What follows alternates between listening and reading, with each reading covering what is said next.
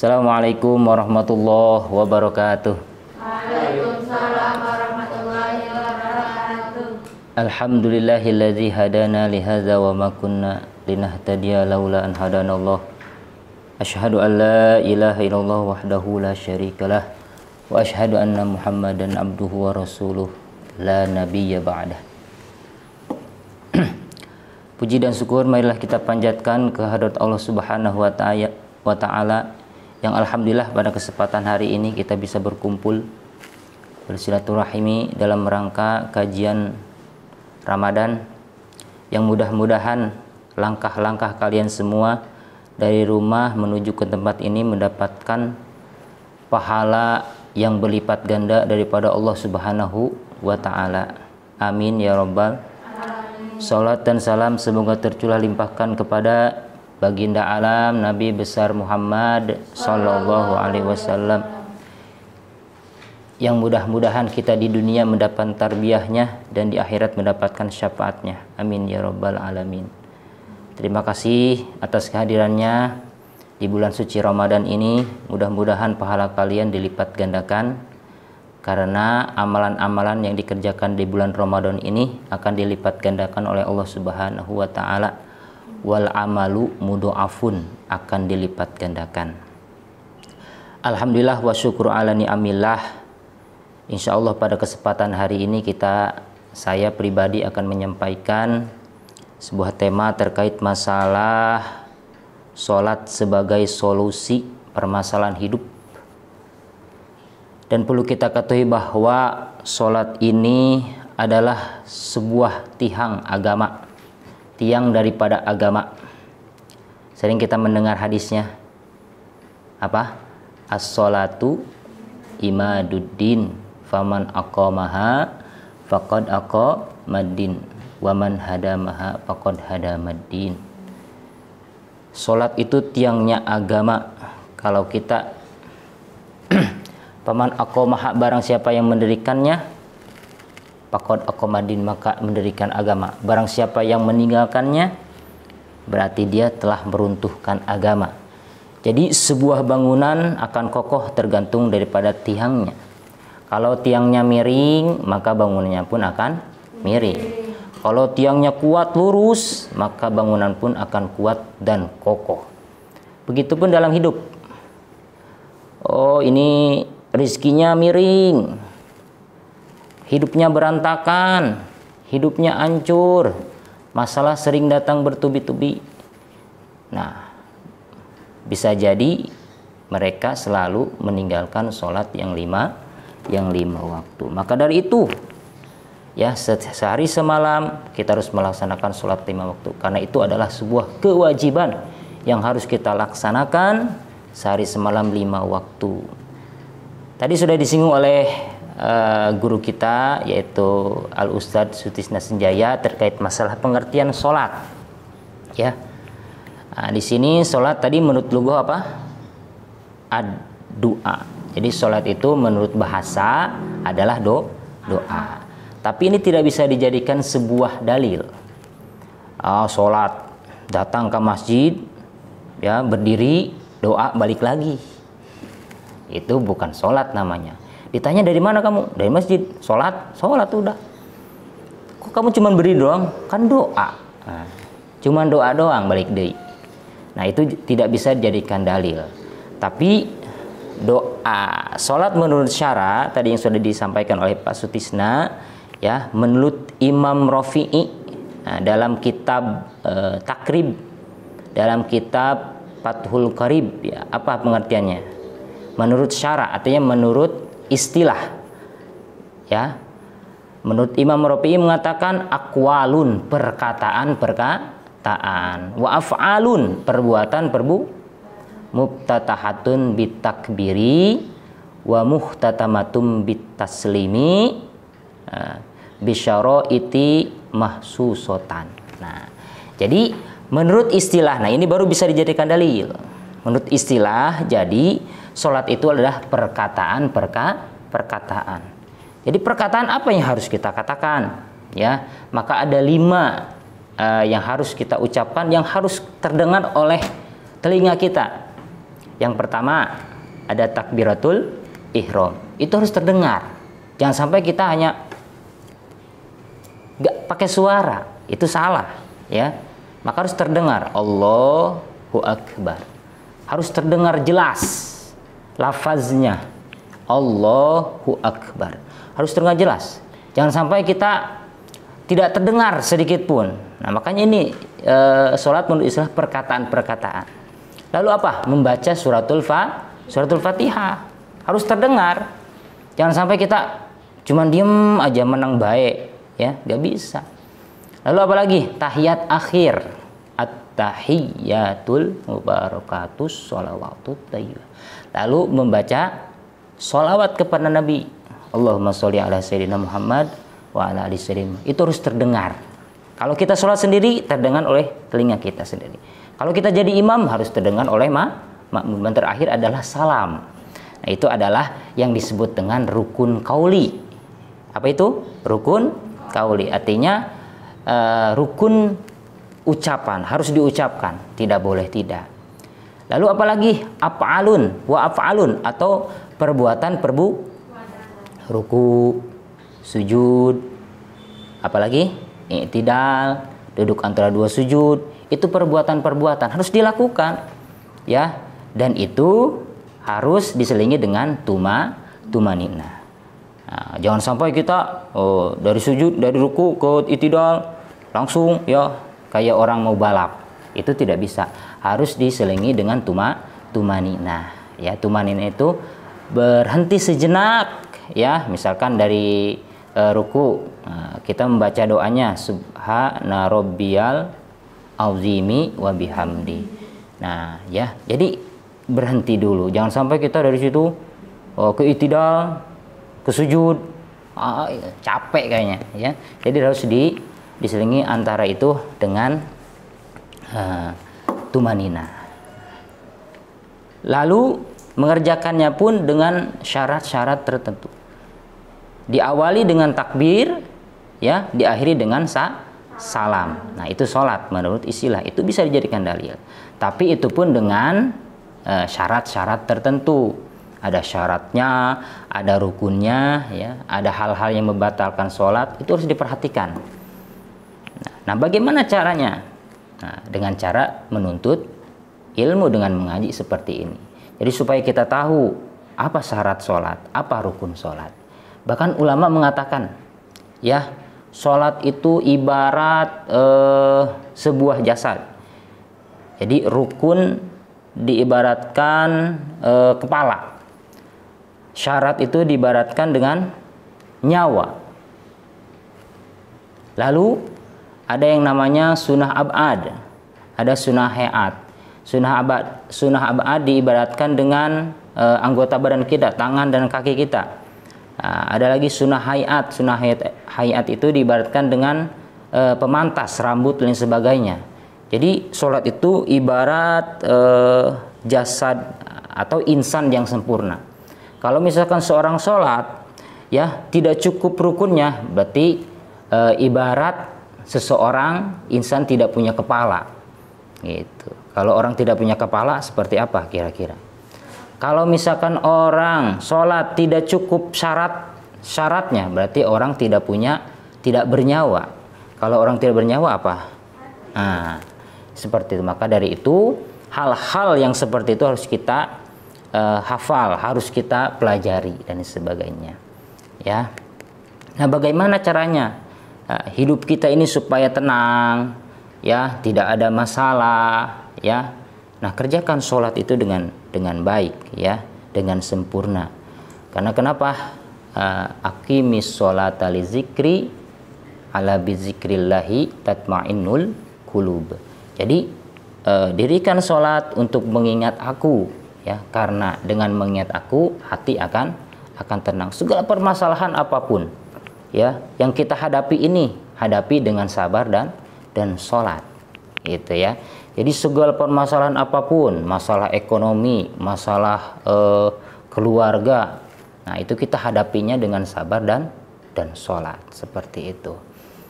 Nah, kedudukan sholat ini dalam Islam, dalam agama, ya, sebagai inti, Nah, kalau misalkan dalam jasad kita itu adalah intinya adalah kepala. Gitu. Kalau misalkan orang nggak pernah sholat, nggak pernah mengerjakan ibadah sholat, itu sama dengan orang tidak punya kepala, ya, tidak punya kepala. Kira-kira kalau orang yang tidak punya kepala apa? Seperti itu. Nah, bisa dikatakan apa ya? Mayat hidup lah. Jadi kalau misalkan ada orang tidak pernah sholat, berarti eta mayat hidup. Kalau si Aisyah tidak sholat, berarti si Aisyah itu mayat hidup. Gitu, ya seperti itu. Jadi sholatlah ya dengan baik seperti itu. Nah perlu hadirin rahimakumullah yang di rumah maupun yang ada di sini, perlu kalian ketahui bahwa permasalahan-permasalahan yang kita hadapi di dunia ini, apapun itu, baik musibah yang menimpa kita, kejelekan-kejelekan yang menimpa kita, itu adalah ulah daripada kita sendiri atau dosa-dosa yang kita lakukan, ya, yang kita lakukan. Memang betul, sering kita mengucapkan, sudah kita hafal bahwa rukun iman itu ada 6. 1 iman kepada Allah, 2 iman kepada malaikat, 3 iman kepada kitab, 4 iman kepada rasul-rasul, 5 iman kepada hari kiamat, 6 iman kepada qada. Semua takdir baik dan buruk itu datangnya daripada Allah Subhanahu wa ta'ala. Takdir baik datang dari Allah, takdir buruk betul datang daripada Allah, akan tetapi kita harus introspeksi diri. Kenapa saya selalu ditimpa musibah? Kenapa saya diberikan cobaan seperti ini? Introspeksi diri. Apakah dalam diri ini ada dosa? Nah, seperti itu. Jadi segala sesuatu yang menimpa diri kita, ya, kejelekan-jelekan itu adalah dosa-dosa kita sendiri. Seperti itu. Jadi jangan menyalahkan Allah Subhanahu wa taala. Ya.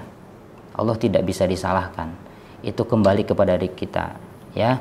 Apa dosa yang kita lakukan kepada Allah Subhanahu wa taala. Begitu. Jadi dengan adanya sholat, ya, dengan adanya kita melaksanakan sholat, insya Allah dosa-dosa kita akan terampuni. Dosa kita dari maghrib sampai waktu isya, yang kita lakukan dari waktu maghrib sampai isya, ketika sholat isya dosa kita lebur. Dari isya sampai subuh, ketika kita sholat subuh, dosa kita dari isya sampai subuh dihapus karena kita melaksanakan sholat subuh. Dari sholat subuh ke sholat zuhur, kita melaksanakan sholat zuhur, dosa kita diampuni dari waktu subuh sampai ke zuhur. Yakinlah setiap hari ini, ya, yang kita lakukan ini pasti kita sering melakukan dosa. Walaupun itu tidak terasa. Apakah itu dosa daripada kita melihat sesuatu yang dilarang? Apakah itu dosa hati kita? Ya, kita sering bicarakan orang lain, kita sering menggunjing orang lain, membicarakan orang lain, itu sama saja dosa, ya. Tapi ketika nanti datang waktu sholat, seketika dosa itu terhapuskan, ya, seperti itu. Nah, inilah fungsi daripada sholat, luar biasa sekali. Nah, seperti itu, ya. Karena kenapa? Kullu bani Adam khotta'un wa khairul khotta'ina tawwabun. Setiap anak Adam pasti memiliki dosa, ya. Dan sebaik-baik orang yang punya dosa bertobat kepada Allah. Nah, di waktu sholat itulah kita perbanyak istighfar kepada Allah setelah sholat, sehingga dosa kita tidak terlalu menumpuk. Karena dosa yang kita lakukan kecil-kecil akan berubah menjadi besar. Jadi contoh ini debu nih, banyak debu nih di ruangan nih, ya. Meja banyak debunya, ya. Bangku banyak debunya. Debu itu terus menumpuk. Kalau debu itu terus menumpuk, kita akan malas membersihkannya, ya, susah dibersihkannya, gitu. Tapi kalau misalkan kita setiap hari ini, ya, karena kita masuk sekolah misalkan, bangku itu kotor, kita sering hapus, kita sering bersihkan. Jadi setiap hari kita bersihkan itu. Tapi kalau misalkan sudah bertahun-tahun debu itu numpuk sehingga susah dibersihkannya, itu akan malas kita membersihkannya. Sama dengan dosa. Dosa kita pun setiap hari kita berbuat, tapi kita tidak melaksanakan sholat, tidak akan terhapus, akan terus nambah dosanya. Gitu. Sehingga sering bertambah dan semakin banyak, dan kita pun akan malas untuk menghapusnya, taubatnya. Nah, sehingga ya apa yang kita dapatkan daripada Allah Subhanahu wa taala? Ada teguran daripada Allah. Dosa lu udah banyak, ya. Saya tegur dengan apa? Dengan sakit, dengan musibah dan sebagainya. Nah, itu dari diri kita sendiri. Nah, maka dari itu, apapun permasalahan dalam hidup, ya, kita hadapi dengan sabar dan sholat, seperti itu. Ya, kalau kita bersandar dengan orang itu mati, kita tidak bisa lagi, ya, mengandalkan orang tersebut. Misalkan kita nih orang tua kaya raya dan sebagainya, kita enjoy aja hidup di dunia ini, ya, karena orang tua kita kaya, gitu kan. Kalau orang tua kita bangkrut, ya, itu tidak bisa menjadi sandaran kita. Tapi sandaran yang paling luar biasa yang harus kita sandarkan diri kita kepada Allah Subhanahu wa ta'ala. Sandaran vertikal kita kepada Allah Subhanahu wa ta'ala. Seperti itu. Nah, jadi segala sesuatu yang kita alami di dunia ini, permasalahan yang kita alami di dunia ini, ya, baik itu masalah-masalah keluarga, masalah musibah yang tertimpa kepada diri kita, itu adalah kita yakini bahwa itu adalah datang dari dalam diri kita sendiri. Karena kenapa? Kita lalai akan melaksanakan ibadah-ibadah yang diperintahkan oleh Allah Subhanahu wa ta'ala. Seperti itu. Nah, itu sholat, ya.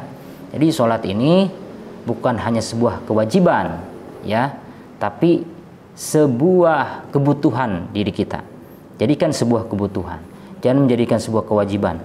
Ya, memang wajib diperintahkan oleh Allah dan Rasulnya, tapi menjadikan sebuah kebutuhan. Kalau kita meninggalkan sholat, berani meninggalkan sholat, ya, kita harus merasa rugi. Nah, kita harus merasa gelisah. Aduh, saya tidak sholat. Nah, saya takut dengan azab Allah Subhanahu wa ta'ala. Dan perlu kalian ketahui, Allah tidak butuh dengan sholat kita, ya. Allah tidak butuh. Maneh rek sholat, rek henteu, sabodo amat. Tapi kita yang butuh Allah. Nah, dengan sholat itu kita butuh Allah Subhanahu wa ta'ala. Ya, jadi saya harapkan, ya, kepada kalian semua, baik yang ada di sini ataupun yang ada di rumah, ya, selalu mengerjakan sholat. Jangan pernah meninggalkan sholat sewaktu pun, karena itu akan dipertanggungjawabkan baik di dunia maupun di akhirat. Di dunia tidak akan tenang hidupnya, di dunia tidak akan tenang, di akhirat akan mendapat azab yang sangat luar biasa. Karena yang pertama ditanya di akhirat adalah sholat 5 waktu, bukan yang lain terlebih, bukan yang lain. Akan tetapi yang akan ditanya yang pertama adalah sholat 5 waktu. Ya, karena kenapa? Sholat ini merupakan salah satu ibadah yang wajib dilakukan. Karena kalau misalkan sholat ini buruk, maka amal yang lain pun akan buruk. Apa yang dikatakan ulama? Idza kubilatis sholah kubilat sairul ibadah, wa idza ruddatis sholah ruddat sairul ibadah. Apabila sholat ini diterima, maka segala amal akan diterima. Tapi kalau sholat ini rusak, tidak betul, maka segala amal akan ditolak oleh Allah Subhanahu wa ta'ala. Maka dari itu, ya, saya sarankan kepada kalian, sholat ilmunya, ya, dicari, ya, karena syarat diterimanya sholat akan menjadi pahala, dan kita akan meraih pahala itu nanti di akhirat. Syaratnya 3. Yang pertama, niat. Nah, jadi setiap amal itu harus dengan niat. Nah, awas, jangan sampai ketika sholat tidak niat, ya. Jadi saya niat sholat fardu zuhur karena Allah, Allahu Akbar, ya. Jadi harus niat. Jadi niat sholat itu antara huruf alif lafadz Allah dan huruf ba lafadz akbar. Jadi ketika niat itu ada di dalam hati, ya. Ketika kita takbir Allah, dalam hati berkata saya niat sholat fardu zuhur karena Allah. Bar. Jadi itu niat. Ya, jadi niat itu di muktarinun bi fi'li, dibarengi dengan perbuatannya. Jadi niat sholat itu ketika takbiratul ihram. Nah, yang kedua dengan ilmu. Pertama dengan niat, ketika ingin diterima sholat kita, satu dengan niat, dua dengan ilmu, ketika ikhlas kita mengerjakannya. Niat, ilmu, ikhlas. Nah, segala ibadah ingin ada hasilnya, baik di dunia maupun di akhirat, syaratnya 3. Niat, ilmu, ikhlas karena Allah Subhanahu wa ta'ala. Nah, mudah-mudahan apa yang saya sampaikan bisa bermanfaat, baik khususnya untuk saya, umumnya untuk semua orang. Dan jangan lupa selalulah mengerjakan sholat 5 waktu. Mudah-mudahan kita semua mendapatkan bimbingan dan hidayah daripada Allah Subhanahu wa ta'ala. Sekian, terima kasih. Wassalamualaikum warahmatullahi wabarakatuh.